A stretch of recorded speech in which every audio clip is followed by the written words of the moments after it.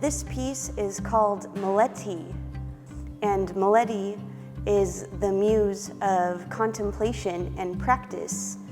Some of my favorite aspects of this piece are at the top here. The seed pods within the poppies are made from what I call a double slot construction.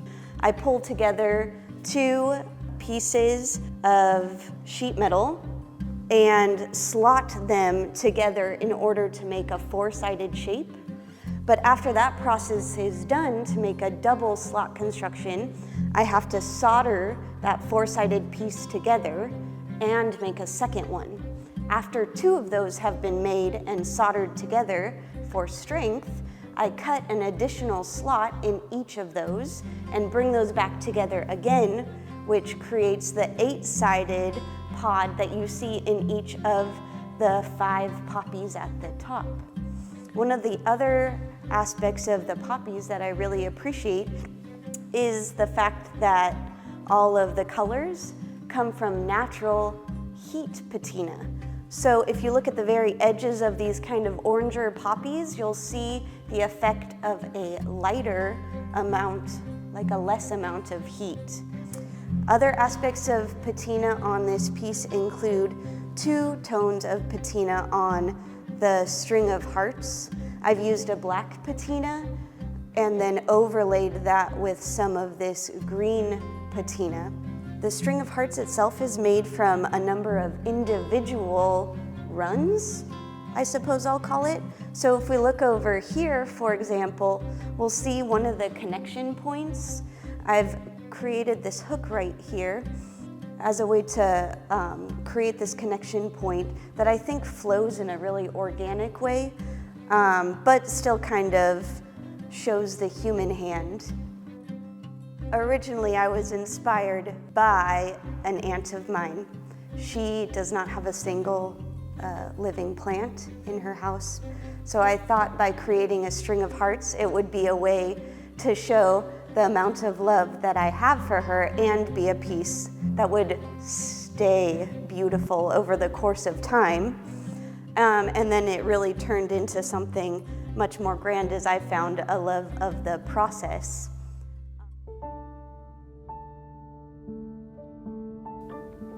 For 8 months, I produced 14 paintings of oils, watercolors of San Juan Island's False Bay.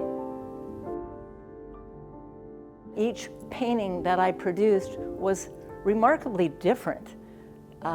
It's part of my way as an artist expressing differently each time I paint. And these are 2 examples from that series I brought in to illustrate the point.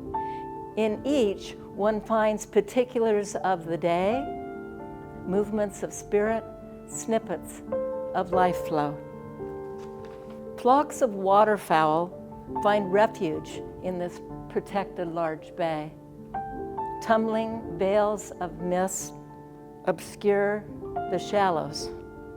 The changing panorama of sea and sky and the light all caught me. My task, how to capture the face of it. Painting elicits all the big questions. Who am I? Why am I here? How can I relate to the earth and to others? All exploration of the great mystery held before me. It encompasses all that has come before, all the influences, and all the possibilities, all that is present in this, the present moment. A painting is a song waiting to be sung. The painter's job is to coax that song out. It's shy at one time and bold the next. It sings itself magnificent, freely, and true. From the painter, out of the depths, comes an expression of joy. Color leads. Form is set down. We have the horizon line. We have images that are here and not here. a yellow halo above reflected below in a crystalline turquoise pool, an ephemeral basin of sand, and an emerging couple emerging from the mists of light. The mystery. All is mystery. Glimpsed but not revealed. Hence, no title. How can I possibly translate mystery into words?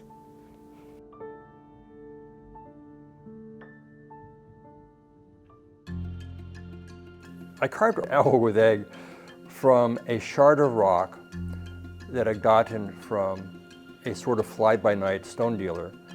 I didn't really know what kind of rock it was. I'd assumed it was alabaster. It looks like alabaster. And alabaster is a nice, soft stone. Stone is measured on the Mohs scale, where diamond is a 10 and talc is a 1, and alabaster is like 1.5. So alabaster is easy to carve. But this stone actually was much harder. It's a very small sculpture, but not a small amount of work, I assure you. But it turned out the hardness of the rock was a good thing, because when I started carving the egg, its eggness was not at all apparent. But I had to carve deeper and deeper into it, from the top, from the bottom, around to the sides, to really have you feel the eggness of it. And all of that was making the connection of the egg to the owl thinner and thinner. And the hardness of the rock enabled me to complete the egg with a sense of eggness in a way that still was connected to the owl. So that worked out well. I've gilded the owl in 24 karat gold to represent a mother's love, basically. And you can also get that feeling of the mother's protectiveness from the way it's wrapping its wings around it and the way it's kind of hunching over the egg. This is part of my series, The Softness Inside of Us, where I carve deep into the rock in order to create a form that's basically semi-abstract. I mean, you don't see any legs here, for example. So it's a semi-abstract form where you can still feel the owlness and the eggness of it. So what I've done here is try to use the owl and the egg as a way to express that universal emotion of a mother's love. You can see more of my work at WeisingerStudios.com. Thank you for coming to the show.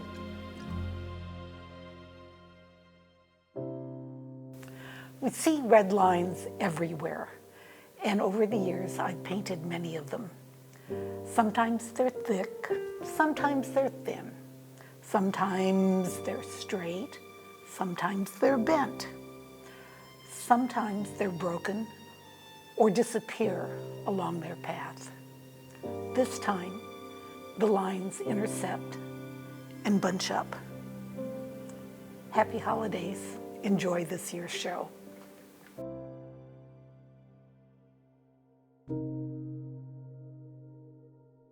I've been painting all my life, painting and drawing all my life. My parents allowed me to draw on my walls when I was a child.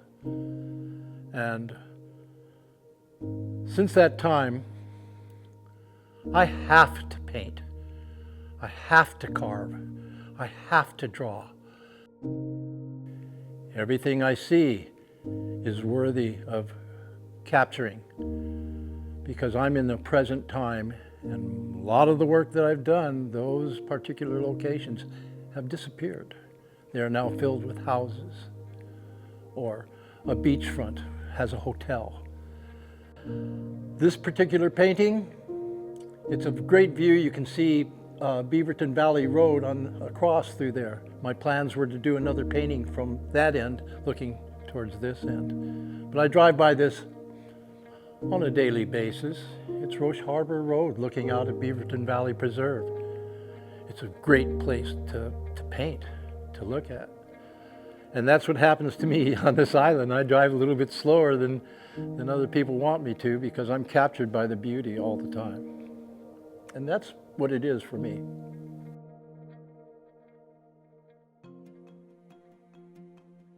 This is a limited edition piece, and that means that it can have the foundry create up to 50 of these using the mold.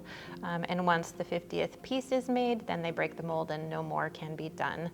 So the person that commissioned the first piece who wanted a Highland cow, they got #1, and this one here is #2.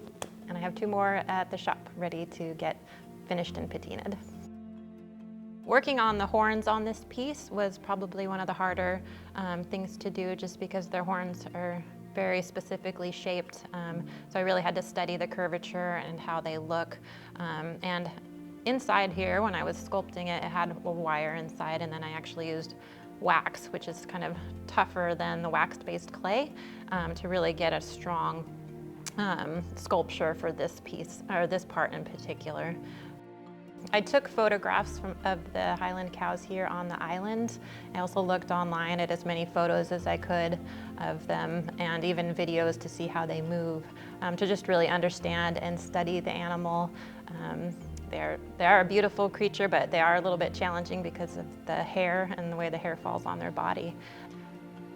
One of the reasons why I named this Highland Queen is because she is a female. A lot of people think because of the horns that it's a bull, but she is a cow, and she does have udders if you look underneath, which I did study and had to spend a long time on because of where they're located under here, which I don't know if you can see in the video, but my favorite part of her probably is her little face, and I like her shiny nose and how that turned out. If you stop by the museum, I hope you enjoy the piece. My next piece that I'm working on is also a cow, which was referred to me through the foundry that saw this piece. So I'll be known as the cowgirl, but I'm doing a Hereford cow next, and look forward to working on some more commissions.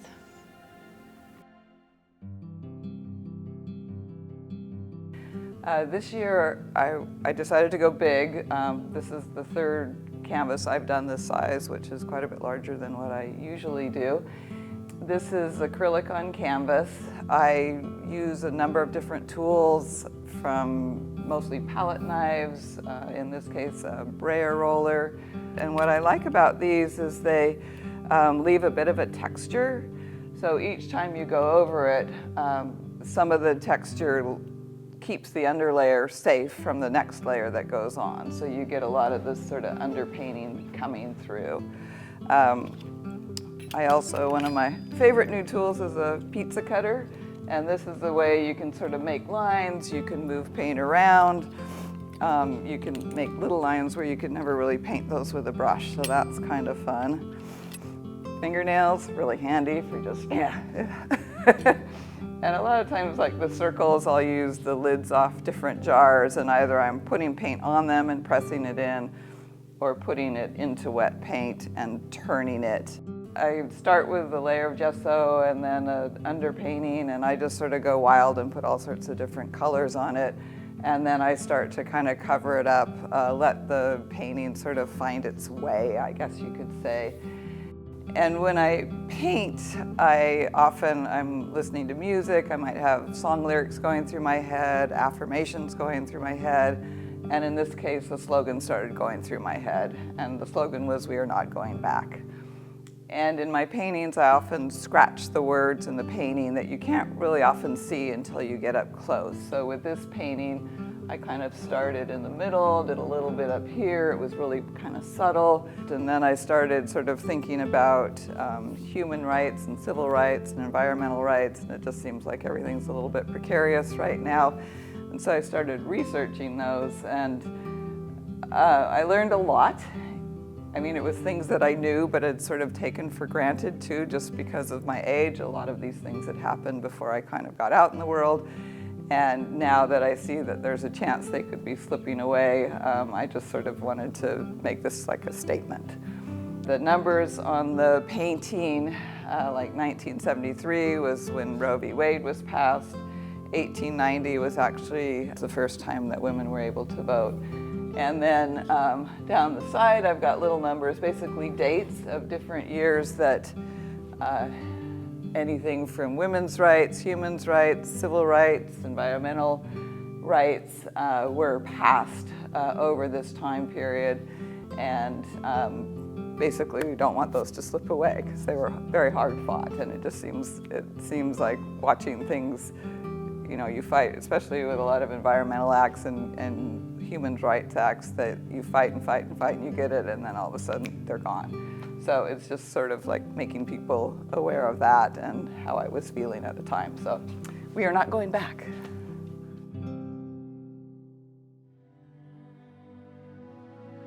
This is like a psychic landscape of my childhood and my present. It has some dark, mysterious beauty to it. The night sky, this underworld here with the crypt and the running stream of the subconscious. It's kind of like an abstract landscape. I've done a lot of landscapes in the past 5 or 6 years. Before that, I was really an abstract painter. So this is combining my landscape painting and my abstractions. I think that's where I'm going now in the future. I take a pencil and I broadly sketch the forms, and I erase them as I go and lay down my first washes and change them around, adjusting the composition. Then I just start putting washes of color on and scrubbing it, washing it off, scumbling more on. It's quite a process. It takes a long time to get all the layers on. And it's really just intuitive the way I do it.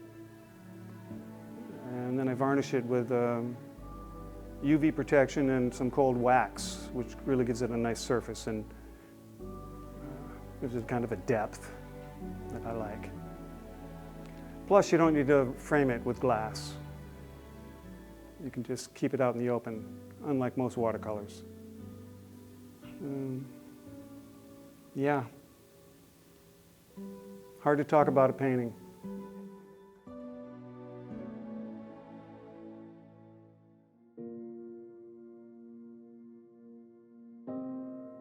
Hi, everybody. It's so wonderful to be able to talk to you about my work and my process, and to show the latest piece in my series based on maps. The way I work is trying to present ideas for the viewer, rather than to tell the viewer what to think or what to see, just to show the viewer some opportunities for visual play and exploration. And that's what makes for such wonderful synergy between the viewer and the art. And that's what's intrigued me about the maps. There's so many directions that we can go and so many ways that we can travel. And in this particular piece, which is called Directions 1, you will notice that there is a compass in this piece. This is one of the wonderful things about directions, is that we have different ways of looking at the world and looking at where we are. And I have to say that living here in the Salish Sea, right by the beautiful water and the birds and the nature and the sun and the sky, it's just an inspiration. Thank you so much for your time and taking a look and thinking about art.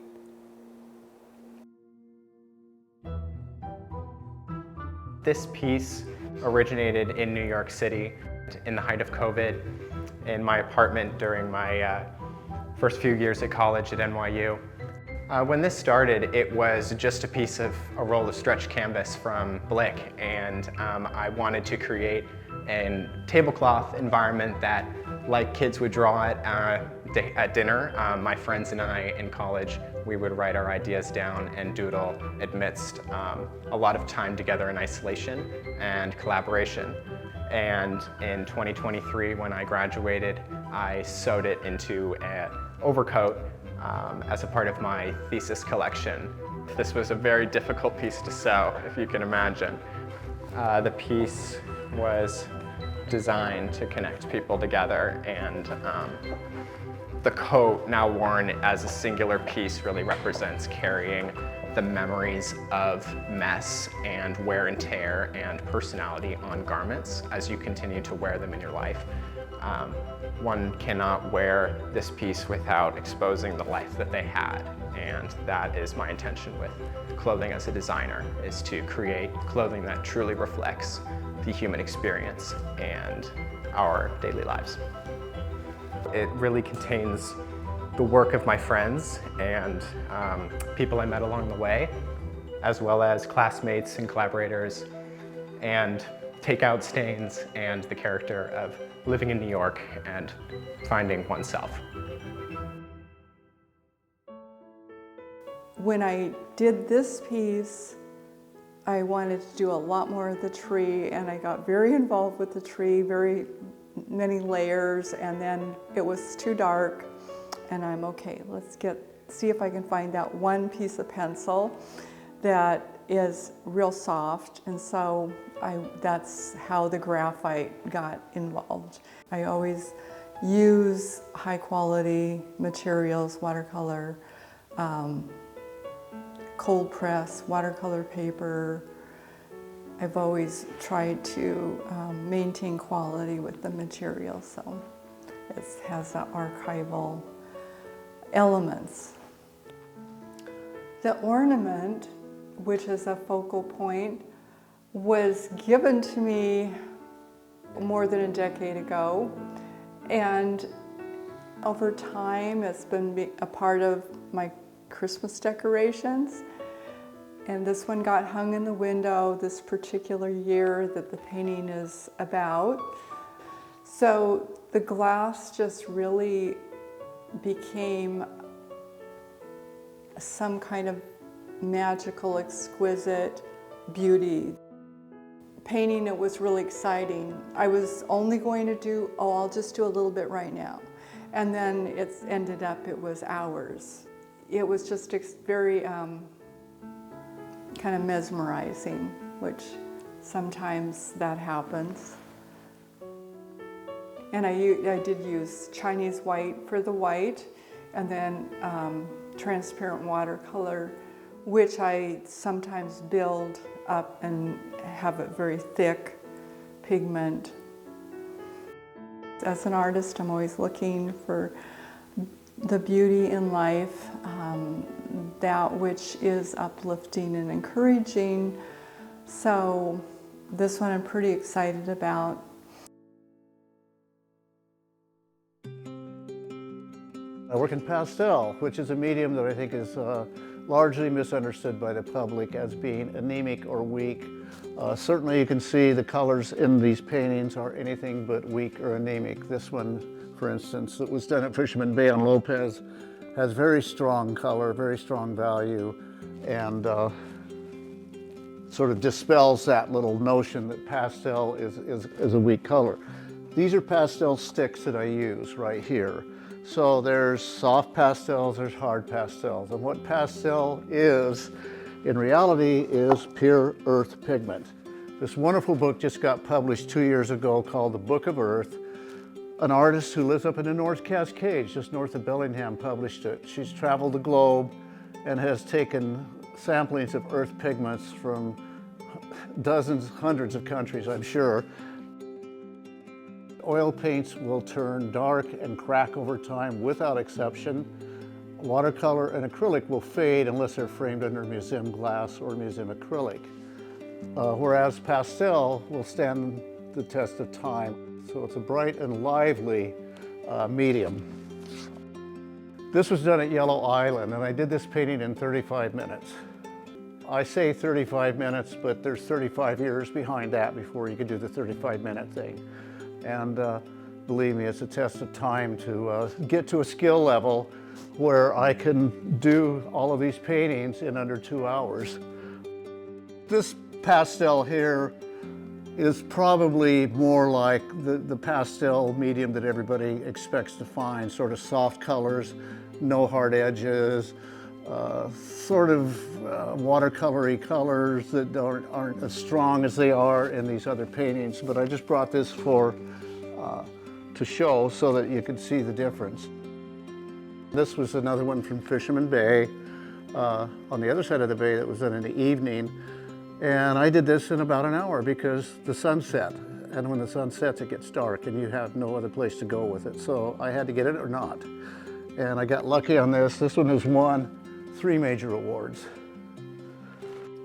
And these are competitions that have generally 1,500 to 2,000 entries worldwide. So to get any kind of an award is kind of a big deal, and I'm pretty happy when that happens. Usually I start with washes to create texture, not necessarily physical texture, but visual texture, and also to create sort of random organic structure. And I usually let the structure guide where I go with the painting. You know, what appears first gets developed into hopefully something that I enjoy looking at, and I hope that others will too. I try to keep the amount of colors I put in a painting low, you know, just, you know, probably 5 tops, but you don't want, I don't want to get too psychedelic. I've made that mistake before and they get a little too wild for me. With this one, I started with sections of blue and sections of the lighter oranges and yellows, but light washes. And then the next wash I put on was more in the blues, and I laid out it's called a foil technique, and you lay out a fabric or plastic or even tin foil, whatever it is you're making your patterns with. And so with this I used plastic sheeting, and you lay it out onto the wet paint, and then you kind of press it around, I try to get a movement, a flow of direction, and then take it off, and you're left with these branching patterns. And then, you know, I will, you know, erase some of them and enhance some of them, and try to get a compositional feel for where I'm going.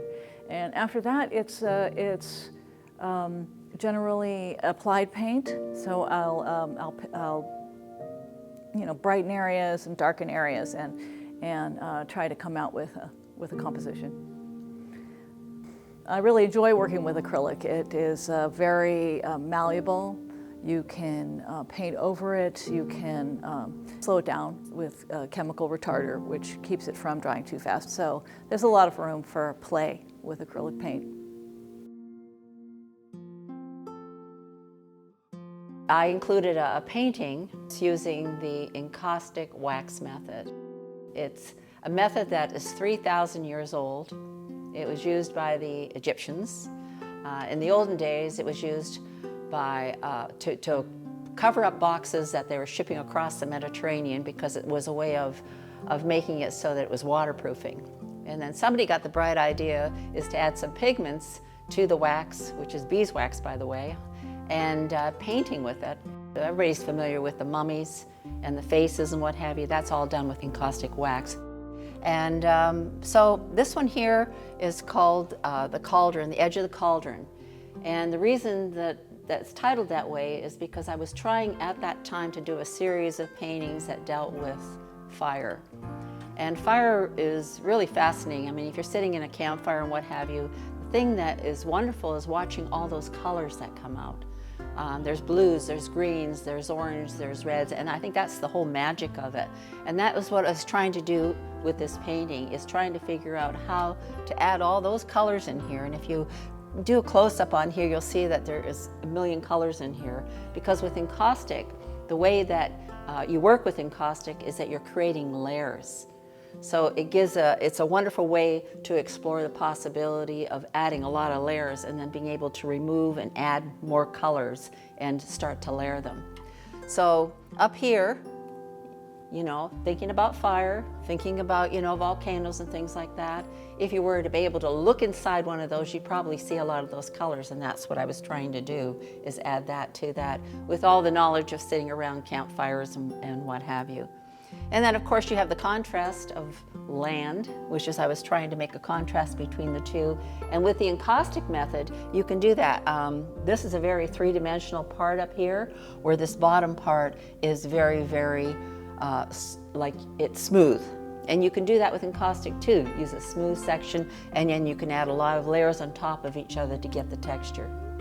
I've been an artist for almost 4 decades now. It's a long time. Glass is my first love as far as working with it, you know, in my work. And so I added a couple of little tiny pieces of glass in here just to give it a little bit of a zing. And of course, glass is made with heat. So it all kind of ties together.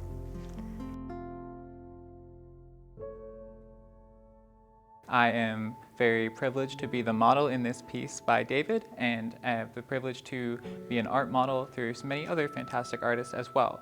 I really enjoy art modeling as a creative process, as someone who's done a lot of figure drawing as well. I see it as a collaborative process and can be really fun in a room of people seeing 10 different interpretations and seeing how the space looks from all sorts of different perspectives. It's always a pleasure working with Aura, who always brings a pre-Raphaelite flair to the sessions that she models in. She's also on the other side of the easel sometimes, so she sees the figure from other viewpoints. I always think about motion from one side of my body to another, so always having some kind of a twist, which is a very, I think, Michelangelo is really stressed that in his figures is twisting and those sort of rotational movements. So that's usually where I come from a pose like this, is I'll sit down and kind of find my natural weight of my body and then have a turn or a movement and then hold that. Is usually how my process works for finding comfortable poses and interesting poses to draw. I use a pencil made in England by Derwent. It's a Derwent drawing pencil. They're kind of a crayon-y, waxy pencil, and that enables you to get some really dark darks if you want. And then I also use erasers as a drawing tool. My favorite is a Vemco Model C electric eraser corded, and that enables me to, it's got a finger trigger on there, and so that's a very useful tool. Then when you get it home, what do you do with it? Is that the right size of a foot? I draw, and maybe I'll want to make that foot a little larger, but I don't know what's going on with the neck. Sometimes you need some reference. It's good to have a model go, oh, well, that goes, that, and then the shading in here. This is where that plane goes, so it's good to have some models, and especially with the hands and feet. At the Beautician Supply, you can get these macabre severed parts that you can mold into different positions. So, for instance, in this hand, to be able to figure out where that thumb goes is good to have a model. So I think that's about it. Thanks. Thank you very much for having us.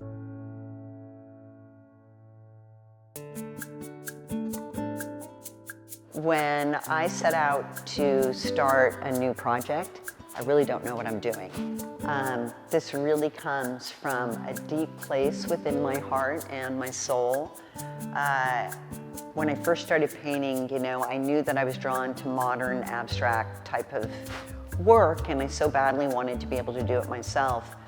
I'd found a rhythm that was just much more decorative, and then I decided to start working with raw canvas and buying it in rolls because it's less expensive than buying stretch canvas.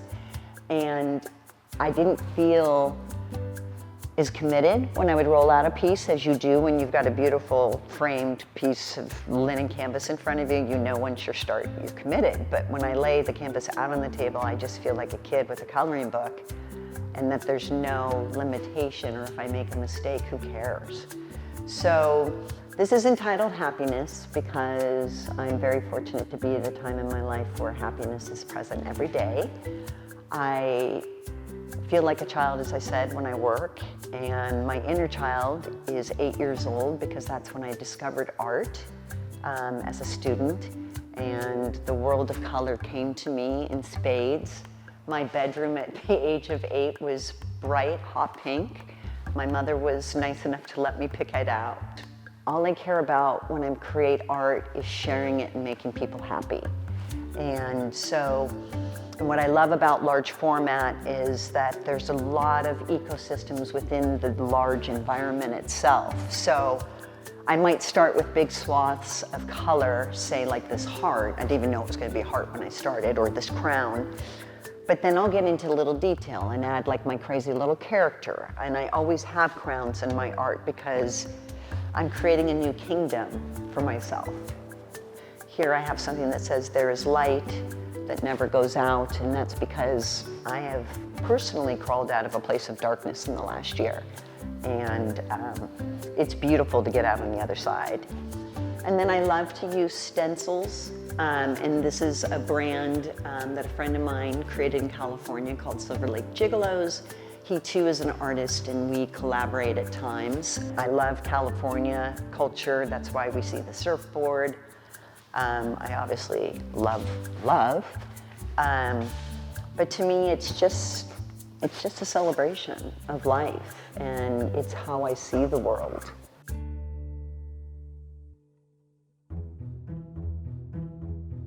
This is my painting, Paradigm Shift. It's the final painting in the last chapter of my book, This Changes Everything, The Promise and Problem of Inventions, that will be published by Knopf in the spring of 2026. It's in oil on canvas, and it's based on models that I got from old family photographs, from Google Images, from sketches I made at the Lopez Historical Museum, and from abandoned things that I found in the forest of San Juan Island. A paradigm is a model. It's a way of looking at our world. A paradigm shift is when you go from one model to another. The most famous paradigm shift in history, or the most notorious, is the one where we went from an Earth-centered universe, where the sun, the stars, the planets revolved around us, the pinnacle of God's creation, to one where the Earth and the other planets revolved around the sun. It was quite a change, and quite disruptive. And often, in paradigm shifts like that one, people who found comfort or benefited from the old model push back against the new one. In this particular paradigm shift, I'm talking about the change from our current human-centered world to one where artificial intelligence is the dominant life form. So here in the foreground, you see some of the inventions that have made our lives better and brought us to this current impasse. We have the plow, the wheel, automobiles, the electric light, computers, the film projector, telephone, refrigeration, and atomic power. In the background, you can see two figures, a mother and child, walking into an uncertain future. They're artificial robots. In between, there's this big overgrown arch, and as you can see, it's actually a clock face. It's a reminder that our invention of time and the increasingly accurate measurement of time that invention required is the basis for the scientific revolution that has brought us to this current predicament and this potential future.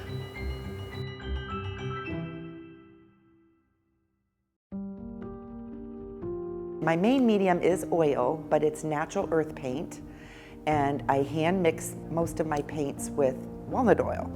And when I mix them, I actually go through another sensory process where I'm creating, and I really get into the colors and the depths of the colors, of how nature expresses them to me and how I feel. And then, of course, then I go into a lot of composition work with this. And for the bull kelp, to me, I wanted them dancing, because that's how I feel they are when you, if anybody's experienced bull kelp, like before them, they're dancing. And I feel like when I'm with bull kelp, I'm dancing with them too. I do flowers, I do owls, whatever it is, I feel their personality, and I try to convey that personality and the exuberance and vibrancy of the life cycle in general. So it is all about process for me. And so this process with the bull kelp, besides conveying a smiling, happy personality even without faces, I feel like I successfully did a little bit of a smile there, whether you see it or not, but that's how I interpreted them. And just the happy flow of their beautiful tendrils swirling. And then I took a chance with the drips, which I normally don't.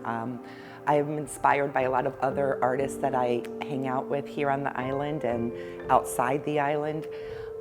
So I tried this drip process, and so it helps pull the eye in and become part of it. And it also then conveys what I love to call not being afraid of the messy. So that's why the bull kelp is presented the way it is. So it's called Bull Kelp Vibes, because it's all about that vibration. And my hope was to convey that with this, is feeling like we are dancing with life, because we literally are.